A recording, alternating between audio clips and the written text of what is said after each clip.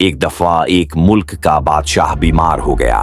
جب بادشاہ نے دیکھا کہ اس کے بچنے کی کوئی امید نہیں تو اس نے اپنے ملک کی رعایا میں اعلان کروا دیا کہ وہ اپنی بادشاہت اس کے نام کر دے گا، جو اس کے مرنے کے بعد اس کی جگہ ایک رات قبر میں گزارے گا۔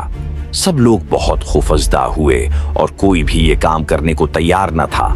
اسی دوران ایک کمہار جس نے ساری زندگی کچھ جمع نہ کیا تھا، اس کے پاس سوائے ایک گدھے کے کچھ نہ تھا۔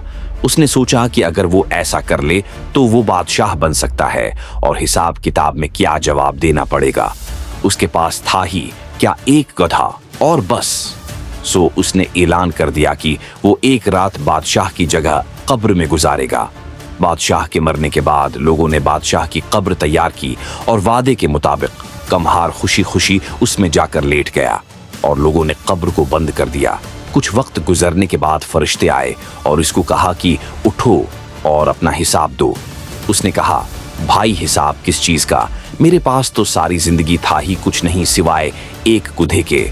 فرشتے اس کا جواب سن کر جانے لگے، لیکن پھر ایک دم رکھے اور بولے، ذرا اس کا نامہ اعمال کھول کر دیکھیں، اس میں کیا ہے؟ بس پھر کیا تھا؟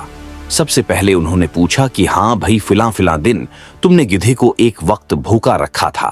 اس نے جواب دیا ہاں۔ فوری طور پر حکم ہوا کہ اس کو سدھرے، مارے جائیں۔ اس کی خوب دھنائی شروع ہو گئی۔ اس کے بعد پھر فرشتوں نے سوال کیا، اچھا یہ بتاؤ فلاں فلاں دن تم نے زیادہ وزن لاد کر اس کو مارا تھا؟ اس نے کہا کہ ہاں۔